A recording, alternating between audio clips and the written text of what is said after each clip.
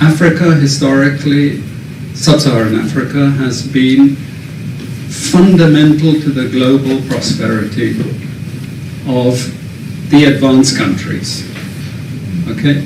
And Africa had a role to play. It has a role as a raw material producer. We will not allow sub-Saharan Africa to escape that. Okay, we do everything to keep sub-Saharan Africa where it is, also impoverished. It's absolutely vital for the prosperity of everyone else. So let's get clear about that. Okay, and this means all the economic structures, all the global institutions, and the economics we teach everyone is all designed to keep Africa exactly where it is. And whether it is Europe or US or now China, it's always the same. We need Africa to be impoverished because we need those raw materials and we need them dirt cheap. Okay, so that's the message. It doesn't mean to say that there's nothing Africans can do. Of course there is. Okay, but this is the opposition that they're fighting. This is what it's about. Because if Africa does do something different, I assure you living standards of all those in Europe and North America and Asia is going to fall. Okay? And that is a big price to pay. I assure you that the West is not going to allow that without a big fight. Okay, so this is what it's fundamentally about. What I want to show you is how these structures are operating. It's just 20 minutes, so we can't do very much, but just to give you a little bit of an idea. And why I keep the ideology part there is because we are part of the producers of ideology. At universities and academic institutions, we are complicit in this whole enterprise. Okay, so the job of many Western academics is to convince Africans they have to keep doing what they're doing. Okay, and to show them it's your fault that you're poor. It's not our fault. It's your fault that you're poor. You know, so this is what we do in academic institutions, and I want to show that as well. Let me just start. This is what it's basically about, so you know what it's about. But I want to just show you the extent to which Africa is specializing in the production of raw materials and basic agricultural goods. We know the basic forces that have caused this underdevelopment. We know it's colonization. I will not discuss that very much because my colleague speaker is going to go into some aspects of this. But I do want to discuss the global economic structures, the global financial institutions, and economic ideology, briefly, to give you a flavor of those. Let me start with this. You can't really see it so easily, but if those of you who are interested, you want the PowerPoint, I'm sure we can make it available to you. But the thing that you really need to see is the top line. Okay? And the extent of dependency is captured by this statistic at the top. Okay? And you compare it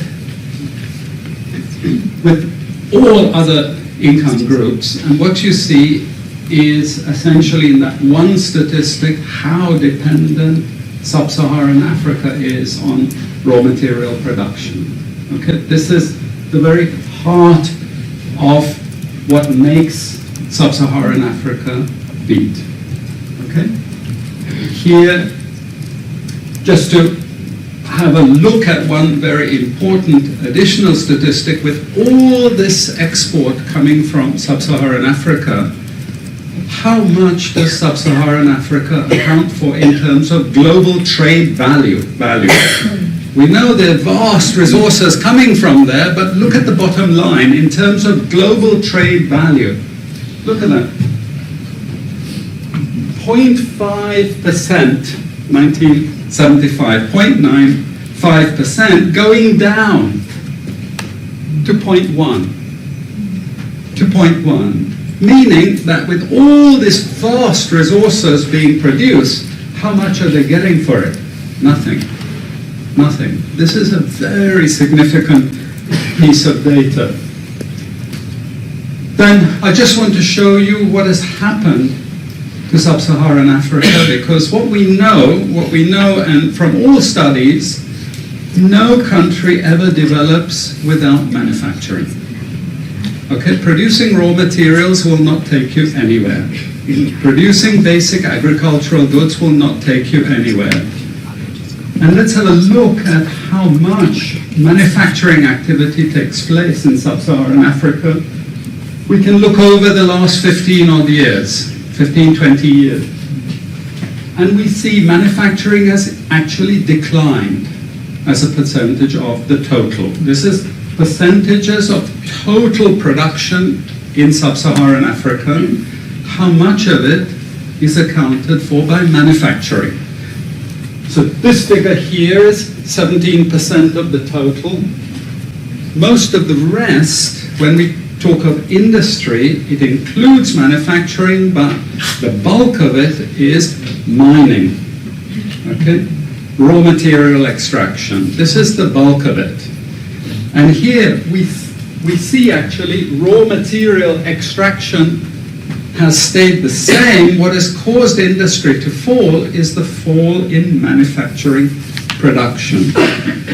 This is deliberate because we will never, as Western economists, as Western policymakers, we cannot afford to allow Africa to industrialize and start producing manufactures.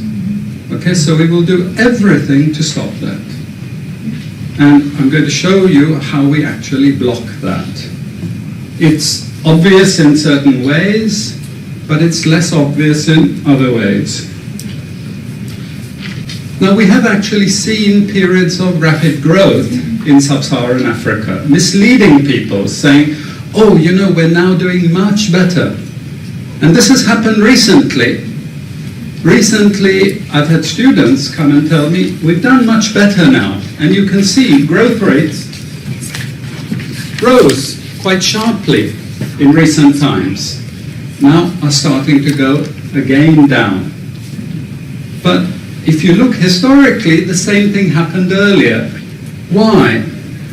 Because in these two periods, we had East Asian rapid industrialization processes. So in the earlier period, we had Japan and Korea and Taiwan.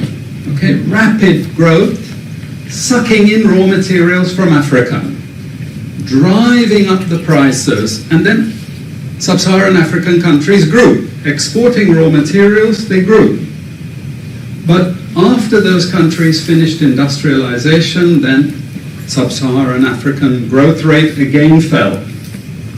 Okay, but along comes China, next wave. Okay, again, sub-Saharan African growth rises, but now China is going down. As many of you now know from the press, China is going down. But sub-Saharan Africa is going down even faster.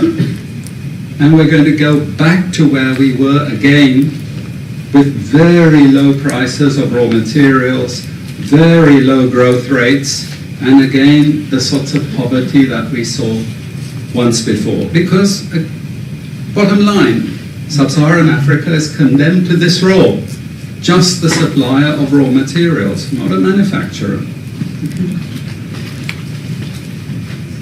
Very recent data showing emerging markets that produce raw materials against emerging markets that produce manufactures. And you can see now with the weakness in the global economy, it's the emerging markets, that's the red line, it's those countries that are suffering the most, the emerging markets producing raw materials. They're suffering the most. And here it translates into their currencies being butchered. Okay? The currencies are collapsing of these countries, and many of them are sub-Saharan African countries. Some of them are Latin American countries, okay, who also rode that same wave. They thought that raw material production was going to save them. But now they're facing terrible problems.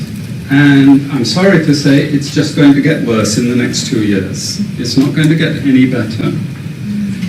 And this is what it does in terms of gross domestic product. It's the blue line you should look at. It's the blue line compared with the red line. And what we know is that blue line is really going to go down sharply in the next 2 years. Okay, so relative to the rest of the world, sub-Saharan Africa is going to suffer. Again, why? Because it's condemned to this raw material production. This is basically why. How is it condemned to that? Well, the first and most important is the economic structures. After colonization ended, we needed new structures to keep these countries where they were. Okay? And the first of those is aid. Okay? We give them aid. Aid for what? Actually, we give them aid to keep repressive regimes in power. That's all. Okay? We're not giving them aid for much more except a little bit of infrastructure to make sure those raw materials get to the ports and are gotten out of the ground.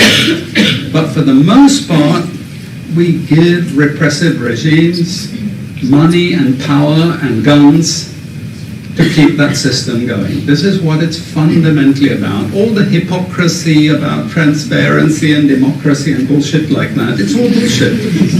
You know? And at least the Chinese don't enter into that bullshit. They say, we don't care about the whole political environment, we just give the money. Okay? And it's for raw material extraction, period. Okay? Number two, and this was a very important one, still is debt.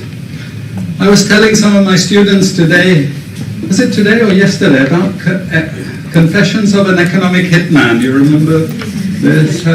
Have any of you heard of this one? Confessions of an Economic Hitman.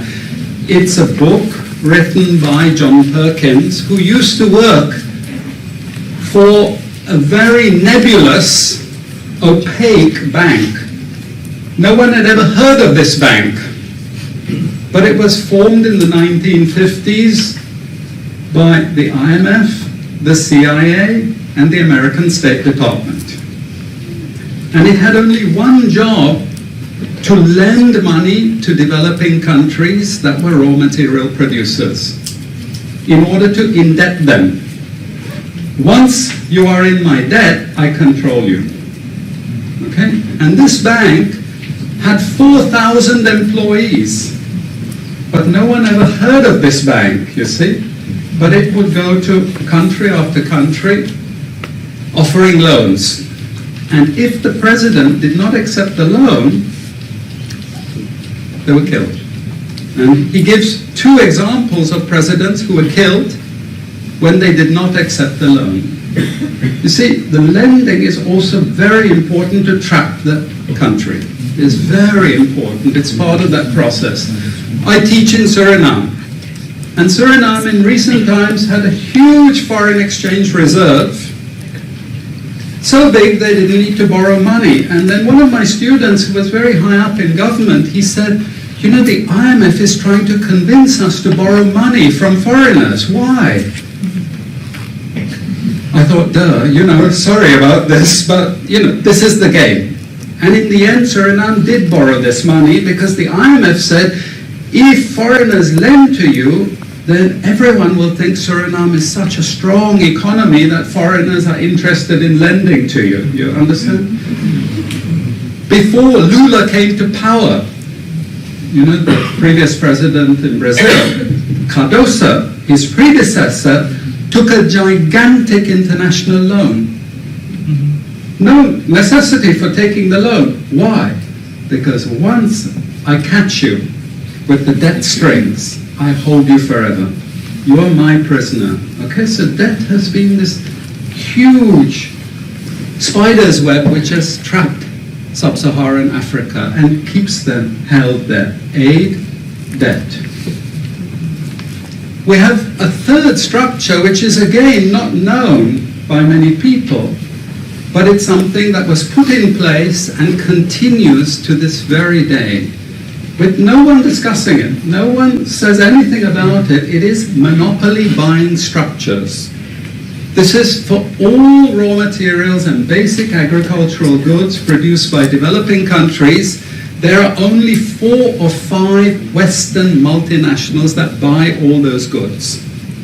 And they collude between them.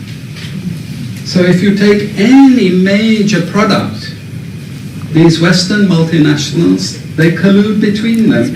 Even if we go down to banana production, we had a PhD down here at the ISS, and the person showed that the 4 or 5 major multinationals, they collude, and in order to make sure their control is total, what they do is they force all the producers to produce the same uniform banana. You know, the crap you buy in the West and has no taste at all. You go to any developing country, you know how a banana tastes, don't you? There's so many of them, lots of varieties, but we only market 1 or 2 types, so we have control, you see. If you don't produce at the price I want you to produce, I go to the next country. You see, we get control. So these buyers, they impose that control, and they keep pushing the prices down and down and down. Okay, this is the game. No one says anything about it. There are no commissions of inquiry to say, this is illegal, what you're doing. The WTO has nothing to say about this. But sorry to say, you know, if banana prices rose 10 times, especially for people like me who love bananas, okay, I protest. I like my living standards. Okay, it's the same with all the other raw materials, you see. We're all benefiting, we're complicit. We're actually complicit in this because we will protest and shout out if the situation ever changed. Okay, now we come to those international institutions. And I must tell you this from the outset, don't think of them as wicked. IMF, World Bank, WTO. We always think evil creatures, horrible. It's not. It's just economics.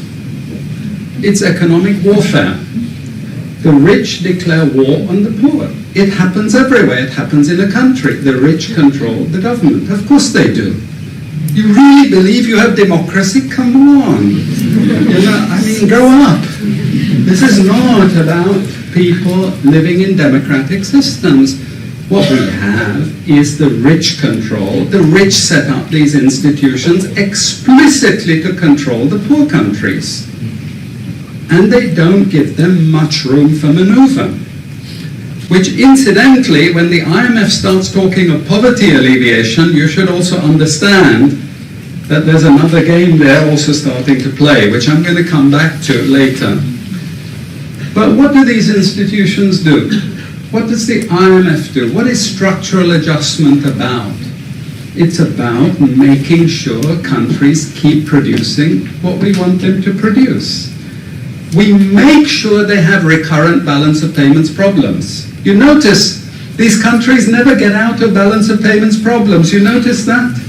Whereas countries that never took IMF support are always out of balance of payments problems. But the countries that are continuously getting advice and support by the IMF, they're always in balance of payments problems. Why? Because that's the way we keep our stranglehold on them. And that's what we have done. We have done, the IMF and the World Bank.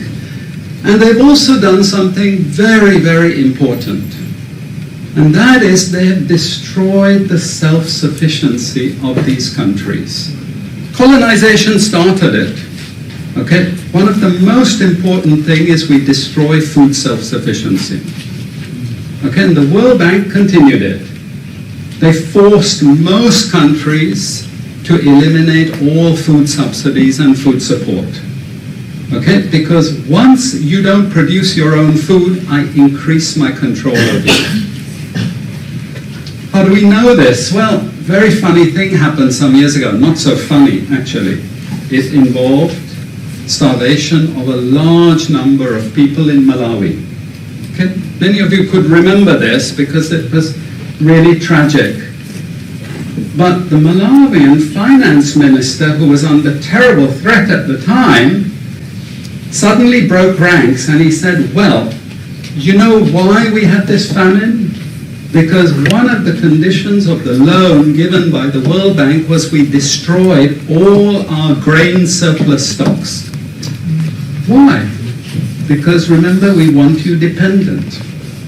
1970s, the US Senate, the US Congress said, we will not allow Latin America to produce their own food. We will start a strategy involving the IMF and the World Bank to destroy food self-sufficiency of Latin America. Then they will indeed be our true backyard. And that's exactly what they've done. Look at all the Latin American countries. Look at them. They used to be food self-sufficient, but they're no longer food self-sufficient. Now here comes the kicker. This is the beautiful part of it. I congratulate them. You know, I admire them because they do it so well. Okay? I know it sounds really perverse, but we have now in the WTO something called the Agreement on Agriculture. Okay? You know what that Agreement on Agriculture states? It says, if you don't have any subsidies, you're not allowed to put these subsidies on food. But if you have subsidies and income support for food production, you can keep them. Who has all the subsidies and income support? US, Europe. The largest budgets in the world for supporting their farmers are Europe and US. But the World Bank and IMF have destroyed all those subsidies. You see, all those subsidies have been destroyed. And now we're telling these countries, you don't have subsidies? Tough luck. You know, you see, we're keeping them dependent. We're keeping them on a string. I have 5 minutes, so I have to be choosy about what I say next. We have lots of examples in the WTO to really stop Africa industrializing. This is the crucial thing. We cannot allow them to produce manufacturers. It's not difficult. Trust me, it's not difficult. We need nationalist governments. We need them committed to industrialization, and it won't take them a decade to move out from where they are. This is the fundamental point. It's not difficult. But this next round of the WTO is designed to block that.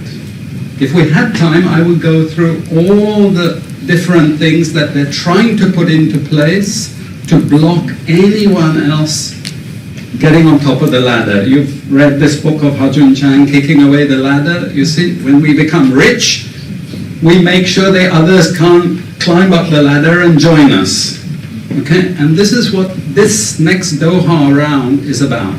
It's to make sure, especially sub-Saharan African countries, do not escape. Since I have about 3 minutes left, I'm going to go to this economic ideology thing, because this is important for academics. You see, we teach, in many cases, garbage, and it doesn't hurt anyone, a lot of this garbage. You know, it's just blah, blah, blah, blah, blah. And we don't know what we have learned, but anyway, we were there at the university and you got a certificate and you go away and you feel you've learned something. But sometimes we teach very destructive things. And no more important than when we're teaching people from developing countries. Okay, and one of those very damaging and destructive things is the doctrine of comparative advantage. It's a lie from beginning to end. It's utter crap. It has been decimated many times, but we keep it in every curriculum. Why? Because it tells sub-Saharan African countries that their destiny is to produce raw materials, you see. And if you produce raw materials, you get rich just like we are in the West. You see, this is the game we're playing, and just for you to be totally confused, we normally build models with it, mathematical models, so you really have no idea what we're talking about, but it seems all very scientific. Then we have the modern version of this is because it's all a failure, we know it's a failure, we now have a new generation of economists saying, it's only a failure because you're all corrupt. in your countries. We call that new institutional economics. You've all probably learnt it all, but you didn't know why they invented it. It was invented to tell you the same thing. You should keep producing raw materials. Now, don't be as corrupt as you were before. Nobody ever told you that aid was designed to actually start the corruption process in the first place. Okay, and we need corruption to make sure you're doing all these things. But now we blame the victim. You're poor because it's your fault, basically. And you're poor, stupid, and corrupt, basically. This is the message that we're giving people. We also have many theoretical justifications, but I'm going to say something controversial to end. And she's happy that I'm ending because she has to discipline me. And that is, there are also what I call more enlightened approaches, but which are also potentially destructive for sub-Saharan African development. And this is where I come back to the IMF and the World Bank. You see, now they're all into poverty alleviation. They want you to concentrate on redistributing income, and it's something nice. You're young people, you're socially conscious, you're aware. You don't like all this injustice. So you gravitate towards what we call pro-poor strategies. But actually, I'm sorry to tell you, that is not what Africa needs. Africa needs aggressive industrialization. When China was a communist country and we had equal distribution, who feared China? Who took them seriously? They weren't even the size of the Netherlands. But today, I can't open an internet site. I can't open a magazine. I can't open a newspaper without China, China, China, China. And we know what has built China. It's not socialism or communism, it's capitalism, guys. It's manufacturing, it's production. This is what creates employment. This is what created jobs. I'm not pro-capitalist, but this is the reality. And unfortunately, we're now going to get caught with the good cop, bad cop. The good cop is now IMF saying, oh, you must concentrate on poverty reduction and income redistribution, as long as we can take you away from industrialization. This is the crucial thing. You know? I leave it at that. And I'm sorry I took so much.